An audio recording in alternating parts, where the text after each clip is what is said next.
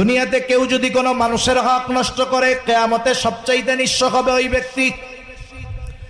রাসূলুল্লাহ সাল্লাল্লাহু আলাইহি ওয়াসাল্লাম সাহাবায়ে কেরামকে জিজ্ঞাসা করেন, তোমরা কি জানো কিয়ামতের দিন সবচাইতে নিঃস্ব হবে কে, মুফলিস কে হবে? সাহাবায়ে কেরাম জবাব দিলেন, ইয়া রাসূলুল্লাহ, আল্লাহ এবং তার রাসূল ভালো জানে।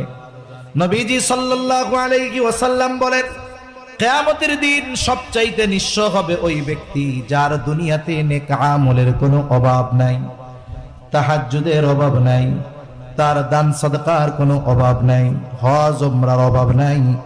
এত পরিমাণ আমল সে দুনিয়ায় করবে, কিয়ামতের দিন পাহাড় সম পরিমাণ নেক নিয়ে সে উঠবে। সে মনে করবে আজকে আমার জান্নাতে যাওয়া কে ঠেকায়। কিন্তু আফসোস, ওই ব্যক্তি দুনিয়ায় মানুষের হক নষ্ট করত, কারো সম্পদ কেড়ে নেওয়ার মাধ্যমে, কারো উপরে জুলুম করার মাধ্যমে, কাউকে কথার মাধ্যমে, কাউকে হাতের মাধ্যমে। ক্ষমতাধর ছিল, প্রভাবশালী ছিল, নেক আমল করেছে, কিন্তু বান্দার হক নষ্ট করেছে। ওই লোকটা জান্নাতে যাওয়ার অনুমতি পাওয়ার পূর্বে আল্লাহ তাআলার কাছে দুনিয়ায় যাদের উপরে সে জুলুম করেছে ওই মানুষগুলো আল্লাহর আদালতে ওই ব্যক্তির ব্যাপারে অভিযোগ দায়ের করবে,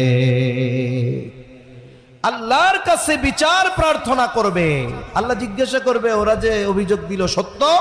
মিথ্যা বলার কোনো উপায় নাই। সে বলবে হ্যাঁ সত্য।